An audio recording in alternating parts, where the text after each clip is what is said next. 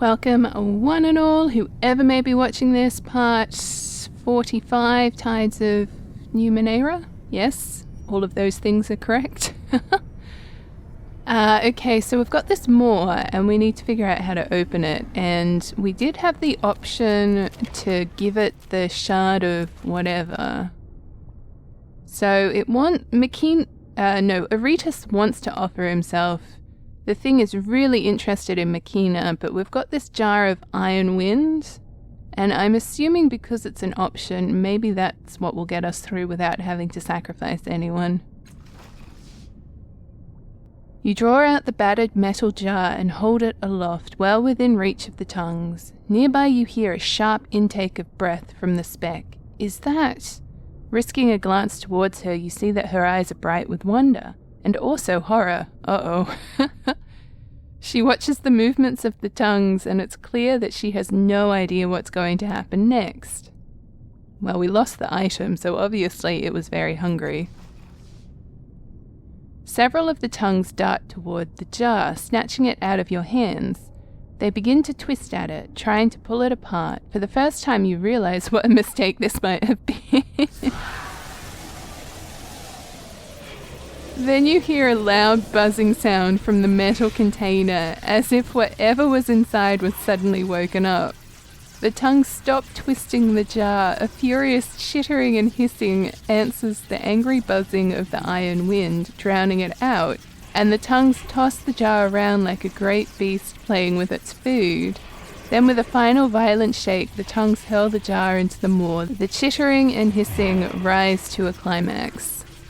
I'll remember that. And the moor opens. Okay, phew. I wasn't quite sure what the outcome was going to be, but that's perfect. Fine.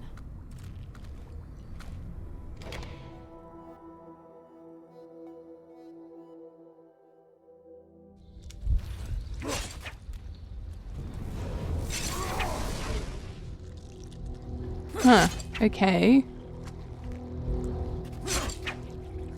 So we've got people, obviously, or like spirits or something. We've got our tongue cluster down here. It's a pity I don't have the amulet we could have taught to the tongue cluster. Maybe I should have kept it. The man before you emanates gloom. His body is emaciated, and though he is quite tall, his haunched posture makes him appear shorter. The bags under his eyes are black and pouched, and his lips are almost comically downturned. Most of the time, his body is nearly transparent, though he fades in and out of view. Terror describes every line in his body, every sidelong glance. He sees you approaching and flinches. With a shuddering breath, he straightens, smooths out his ragged clothes, and says, "I am Vitonian, hello." She's not like most of the others, perhaps because she's just arrived. What can you tell me about this place? The gullet, they call it. This is where the bloom's food is digested, where fear fades to despair, where we wait to dissolve or to die, he swallows. I survived longer than the others by hiding in shadows. The ones that fight each other are always looking for prey. He covers his eyes, but you notice they're still open, and his hands are transparent. I have seen such strange things here, such horrible things. Tell me how you came to be here. I don't remember much, he says, touching a ghostly temple with a shaking hand. I was following someone I knew. To help them? Cut them. His finger presses into and through his head, but he doesn't notice. The moor burst from the floor. I fell, felt crunching. He raises his eyes to yours. It was me, my bones, my body, but I'm still here. He stares through one of his transparent hands. Every day the bloom takes more of me. I'm fading away. There is no way out. I've been here long enough to know that. You said you see strange things here, like what? I spent a day watching the bulge move down the wall over there, he says, pointing. Thought it was a tumor at first, but then I heard it sobbing, begging for help. He turns back to you. After a time it dissolved into the wall and the begging stopped. What other strange things have you seen? A talking wound in the floor, speaking through bubbles of pus. It promised it was an escape from this place, a tunnel to the outside. Only one of us was desperate enough to believe it. He hesitates, shaking. Ruben crawled in. She said she could see daylight. Then the wound chuckled, and we heard bubbling, like a pot on the boil. He closes his eyes tight. She screamed for hours and hours and hours. Alright, farewell. Well, this sounds like a fantastic place, and I am so glad that we're here.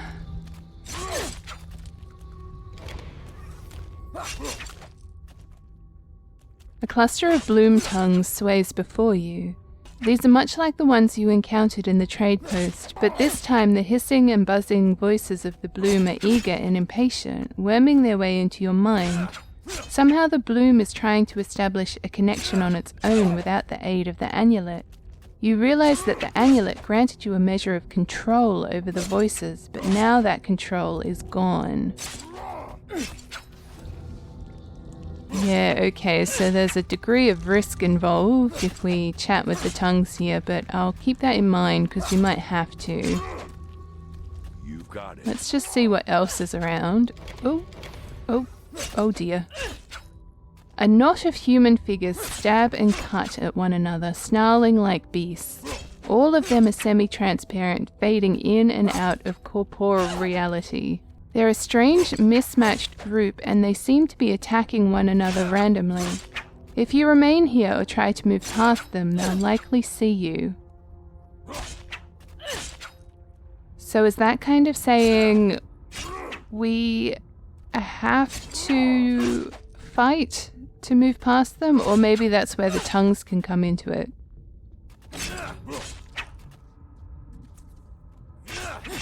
How on earth do I get 90 with my speed of like nothing?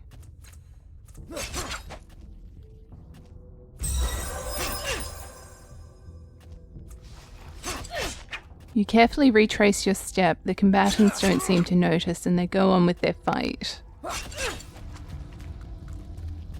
Right, so it looks like the only options here are to either fight, which is not, you know, it's well and truly possible, or we can talk to the bloom tongues.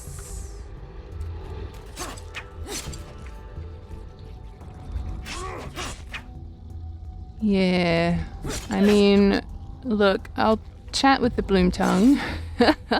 I'll save it though, because we'll see what happens. Fine.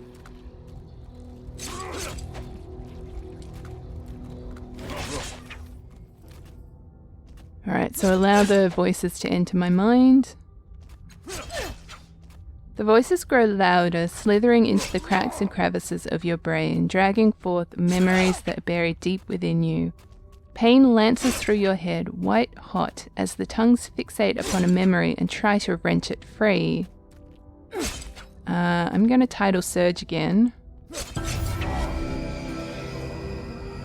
You summon the tidal energy within you and push the agonizing pain into the tongues. At once their voices turn to shrieks and hisses of rage. As they twist and writhe, the ground shakes. Their fury spent, the bloom tongues sag against each other, and their voices fade to feeble whispers. You might be able to seize control of them now, but it will be harder without the amulet. Oh jeez, the best I can do is 70. That's rough. I just... Aretus to the rescue! Yeah, I didn't think that would do it.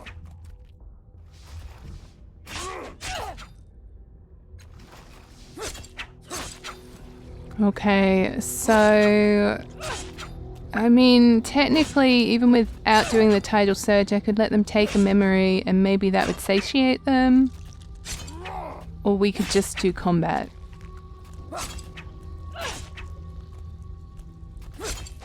We could just do combat and hope this is the only combat we have to do.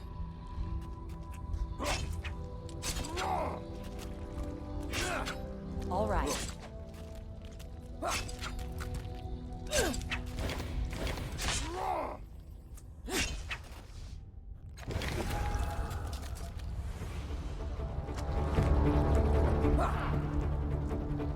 What's happening to me? Yeah, I do dislike that my character is up front by herself.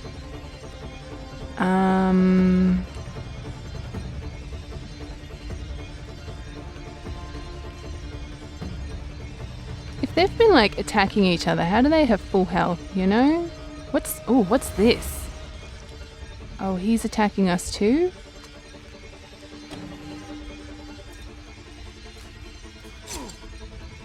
Oh, you've got a ranged weapon now. Oh. Down below! Above! Sideways!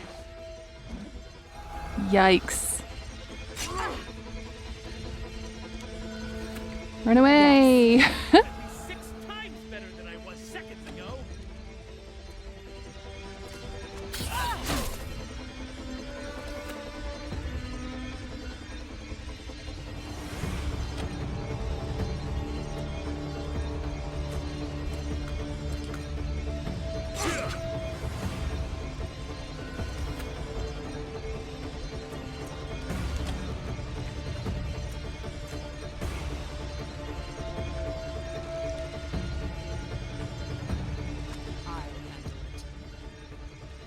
Okay.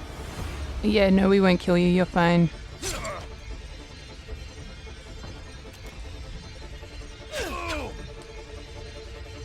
Okay, hang in there, guys. Oh. Oh. Oh, I dislike that so much.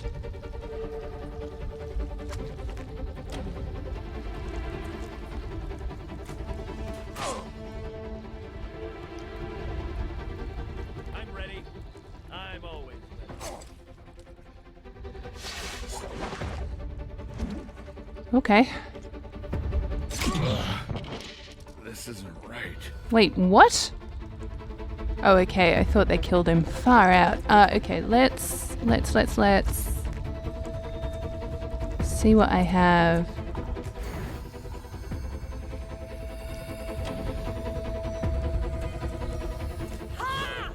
You should have run. Nice. Okay. I don't know what this stealth dude is gonna do. All right. Get me out of here! You're fine.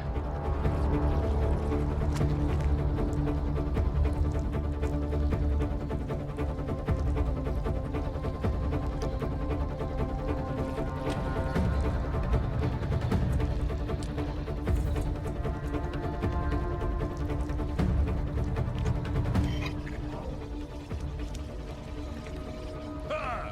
Who's next? Who's next?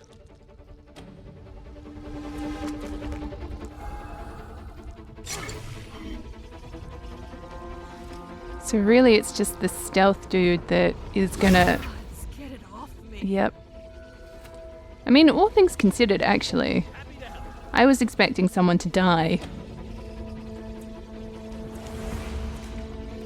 Victorious!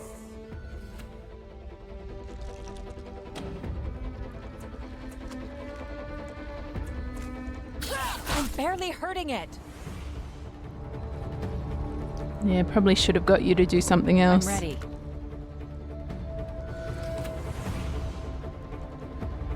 What do you have? Oh, you can heal. Maybe.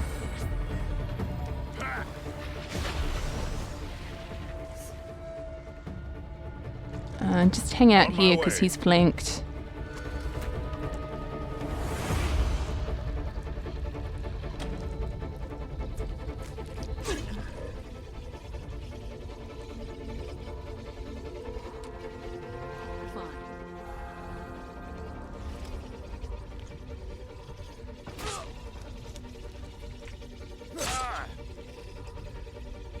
This dude is hard to kill. Oh, don't take out Allergan, please. How did I miss? Yeah, that wasn't a surprise. I'm sorry, my dude. I am the very soul of action. Should I do like a guaranteed hit?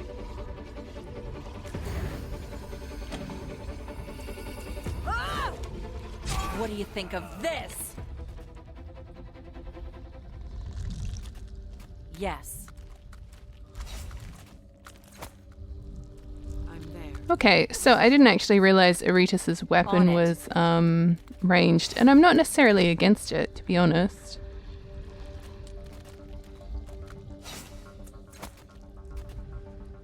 Let's do it.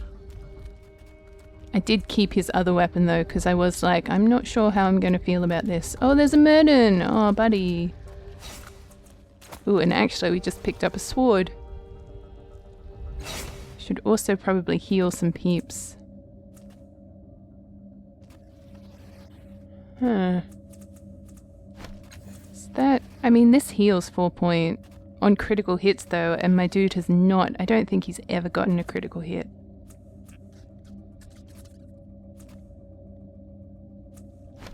See how that goes. It's the same amount of damage. Look out below! Above! Sideways!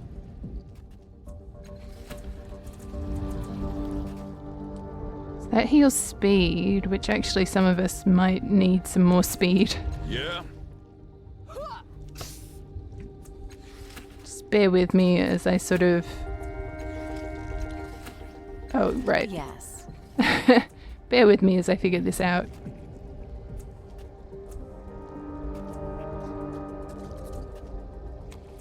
What? You have no idea. Thanks. Forward. Onward. All right. Oh, that's much better. Okay. Just like that. I think we're good to rock and roll. I'm always ready. Just hope that there's not much more combat. I can live in hope, right? All right. Oh, I hear more fighting though.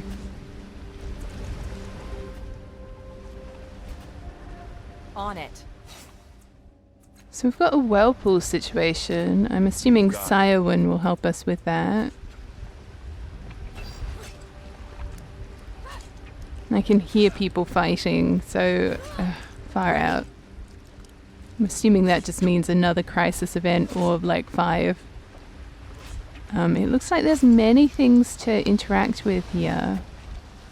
And maybe we need to cut off the flow of water?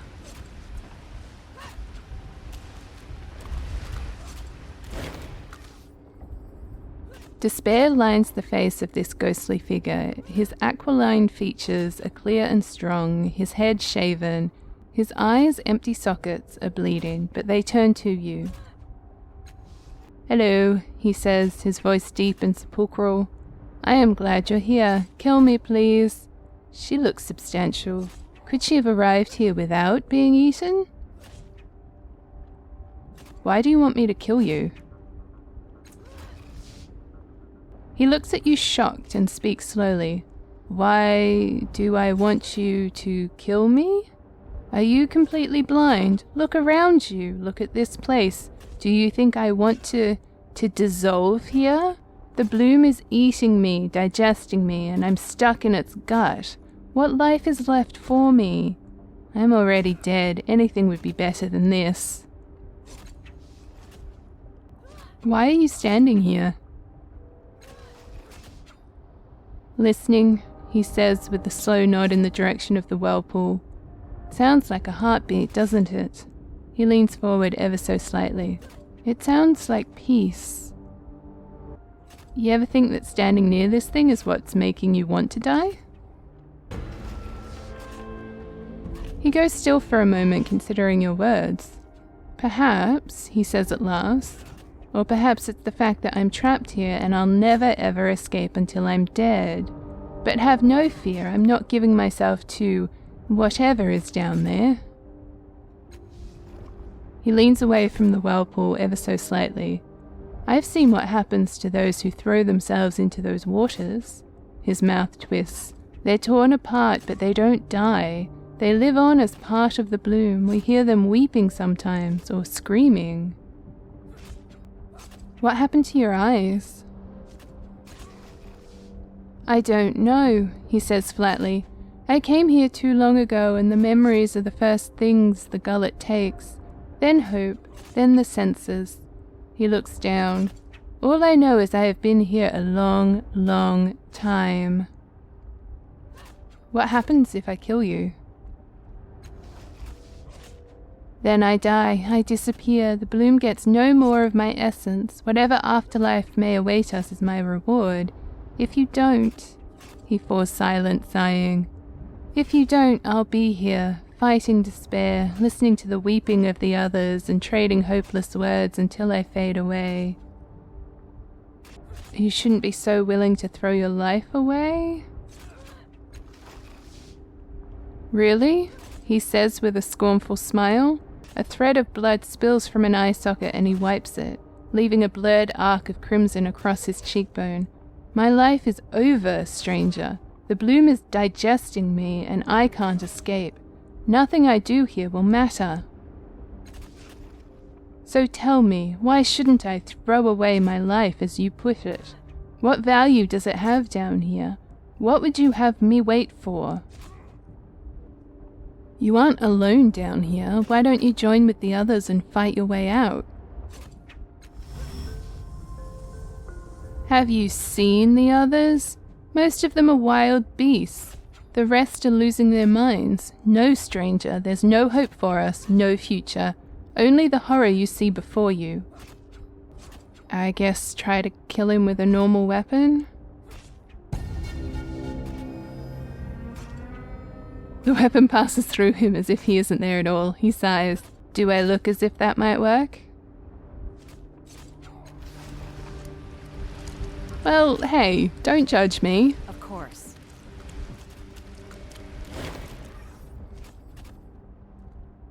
Three fat arteries converge under the bridge of the bloom flesh, spilling a foul, sludgy mess from the other side. It empties into the pool and spirals into an open sphincter.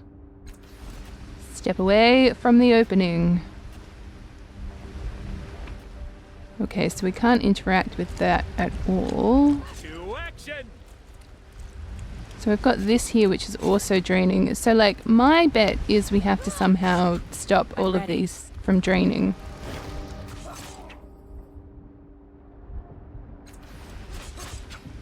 Yes.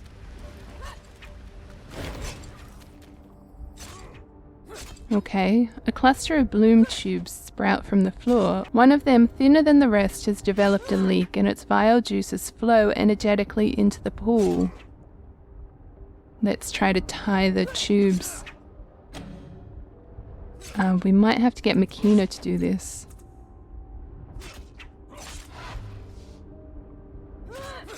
Makina!